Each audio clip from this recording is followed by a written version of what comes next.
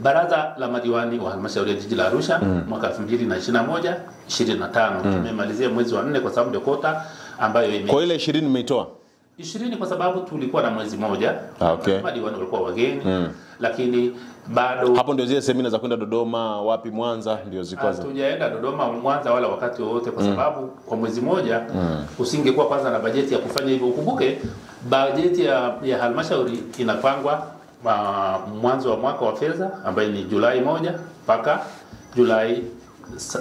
Juni 30 mwaka unaofuata. Sawa. Kwa hiyo hapo hakukuwa na bajeti ya safari na kadhalika. Lakini sasa tukienda hivyo, nilitaka kwanza nikwambie tumekusanya shilingi ngapi kwa kipindi hiki cha miaka 4. Katika bajeti yetu hiyo ya miaka 4 ambayo inaisha Aprili, serikali au halmashauri ya jiji la Arusha imepokea shilingi bilioni 359.4 kwa hiyo miaka 4. Na hiyo shilingi bilioni 191 imeenda kwenye mishahara na matumizi mengine na miradi ya maendeleo. Sawa. Hiyo ni hela kutoka serikali kuu. Lakini shilingi bilioni 123.341 imetokana na mapato ya ndani ya halmashauri ya jiji la Arusha. Hali kadhalika shilingi bilioni 44.831 imetoka kwa wahisani wetu. Sasa na sehemu kubwa ya mapato yetu kwa namna moja au nyingine inachagizwa sana na mapato yanayotokana na utalii. Na ikumbuke kwamba Tanzania kwa takwimu ambazo ziko kwenye mitandao iko nafasi ya 7 kwa nchi ambazo inavutia watalii wengi duniani ikiongozwa na Morocco, Egypt na South Africa. Sisi tuko nafasi ya 7.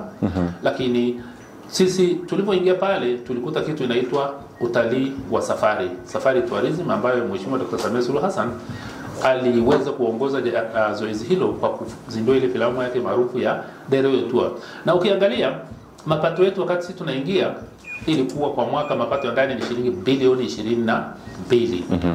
Na sasa wakati tunatoka mapato yetu ya ndani yamepanda kutoka bilioni 22 kwenda bilioni 51.2. Na hiyo ni rekodi ambayo haijawahi kufikiwa na baraza lolote la madiwani. Kwa yale mabaraza 24 yaliyopita hakuna baraza imeweza kwa rekodi gani? Kwa sababu lazima uje pia na takwimu.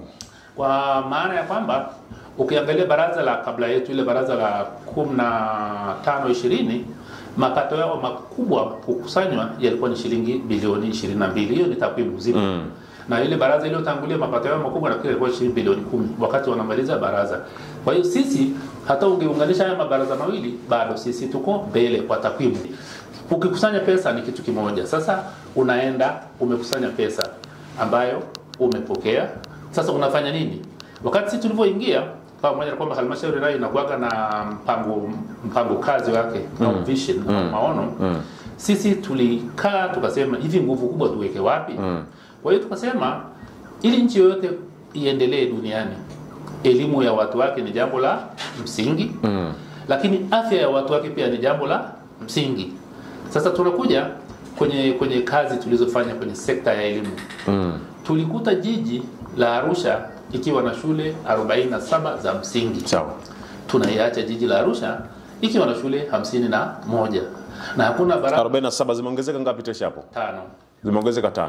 Sawa. Imejengwa shule ya Msasani A na B, imejengwa shule ya Nafco kule Olomoti. Lakini kwenye elimu ya sekondari tulikuta shule 26 na tuna shule 31. Zimeongezeka shule 5. Shule 5. Kwa hiyo jumla imeongeza shule 10. Okay. Lakini bado tumenunua eneo la Murieti ya Mashariki kujenga shule tena kwa ajili ya mtaa wa Mashariki Murieti. Okay.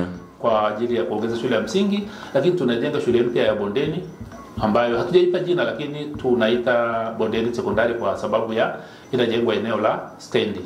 Sasa yote hiyo ilikuwa ni kuhakikisha kwamba tunawapa watoto wetu elimu.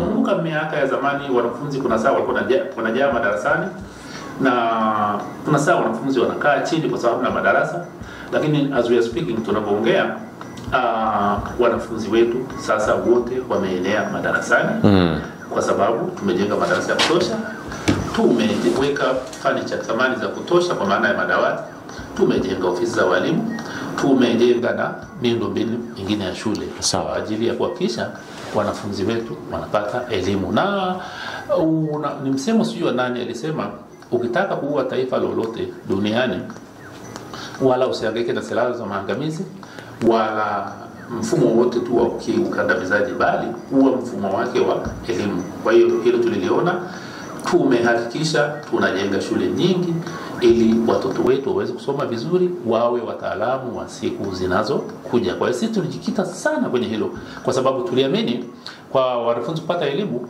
maana yake wataenda kujenga taifa lao. Na kwenye eneo hilo la elimu tulitumia zaidi ya shilingi bilioni 30 kwenye elimu peke yake. Ndani ya zile shilingi bilioni 350 na kadhaa, bilioni 30 ilienda kwenye sekta ya elimu. Kwa hapo unazungumzia nyumba za walimu na nini, kila kitu ya elimu kwa pamoja. Okay.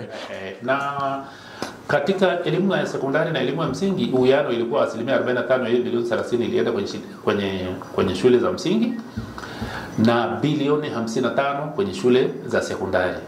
Sasa matokeo yake nini baada ya kuboresha miundombinu ya elimu? Matokeo yake ni kwamba wanafunzi wote waliostahili kwenda shule walienda shule. Lakini nini nyingine ambayo ni success stories? Tukianza na elimu ya msingi kwa maana ya darasa la 4 na darasa la 7. Ufaulu uliongezeka ukafika 98%. Shule kama ya Kisimani kwa mfano ni shule ya serikali. Shule ya halmashauri ya jiji la Arusha imekuwa shule ya kwanza kimkoa kwa miaka 3 mfululizo. Zamani zile kabla sijaingia kwenye baraza, shule za private mara nyingi zilikuwa zinaongoza. Lakini tumejipambanua, tumeweka miundombinu bora ya elimu, tumeweka walimu bora, na shule ya Kisimani imeweza kuwa kinara kwenye sekta ya elimu na imekuwa top 10 kitaifa. Kwa hiyo huwezi kubeza matokeo haya mazuri ambayo halmashauri yetu la jiji la Arusha imefanya. Kiufupi ambao unayasema ni majukumu yenu kufanya. Ni majukumu yetu kufanya, ndio maana sasa hivi nimekuja kuwaeleza wananchi tunafanya. Unajua ukipewa majukumu ni jambo moja na kufanya majukumu ni jambo lingine. Sasa hilo naomba uelewe, yani ikae kichwani kwako katika straight formation. Narudia tena, kupewa majukumu ni kitu kimoja na kufanya majukumu ni jambo lingine. Sasa hapa ninataka niwaambie wananchi wa halmashauri ya jiji la Arusha, nikiwa naongea kwa kifua mbele kabisa kama meya wa halmashauri hii, kwamba majukumu tuliopewa na wananchi, ilani tuliopewa na Chama cha Mapinduzi, tumeitekeleza kwa vitendo na tumevuka rekodi.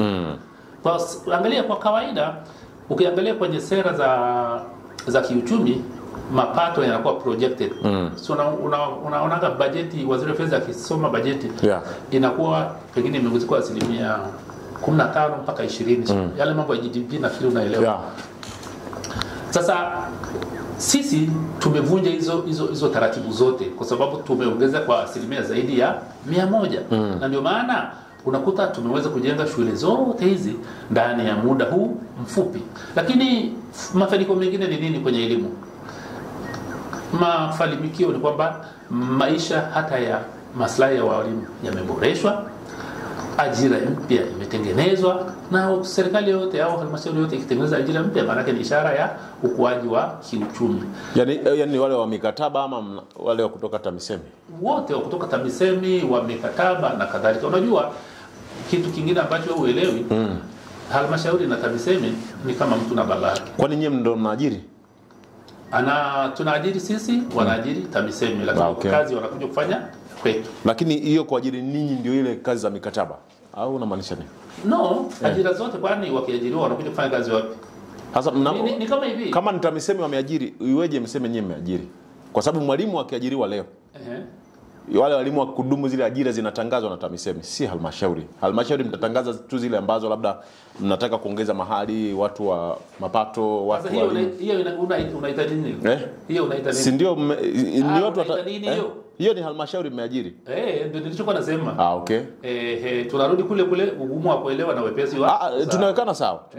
Asante. Unaona lakini watoto pia wameweza kupangwa kwenye shule kwa wakati na hakuna mtoto aliyekosa nafasi katika hilo. Unajua unataka kuuliza mbona mtoto wa mahali fulani amepangwa mbali. Hilo nalo tumelizingatia kwa sababu watoto wanapangwa na mifumo. Si unakumbuka Yeah. Watoto hawapangwi na mtu, wanapangwa na mfumo. Kwa hiyo sometimes mfumo hauwezi kudetect kwamba huyu mtoto anayesoma anayeishi Kaloleni akipangwa Murieti au Terat au Moshono, mfumo haujui hivyo. Lakini tuliweka utaratibu kwamba baada ya wanafunzi kupangwa, mzazi ambaye ana wasiwasi aende kwa afisa elimu kupeleka kero zake kwamba jamani, mimi naishi Olmoti, mtoto wangu kapangwa kata ya Moivaro, wanapanda magari matatu. Basi anasikilizwa. Hasa kwa mfano, na hiyo changamoto imetokea sana. Kwa mfano unasema mmejenga shule 5 za sekondari. Sasa kama mtoto shule iko Terat, anapangiwa labda mjini Kaloleni. Sasa kuna maana gani ya kujenga hizo shule ambazo mnajenga nyinyi ambazo ni karibu? Maana lengo lenu ni kutengeneza mazingira ya elimu yawe karibu. Watoto wanapangwa na mfumo, sio na binadamu. Na mfumo hauwezi kudetect kwamba mfumo ni kama unaona kama unacheza lottery kwa mfano. Ukiweka yale mawe ya kucheza lottery, ukiyachanganya, mfumo hauchagui ipi inatoka.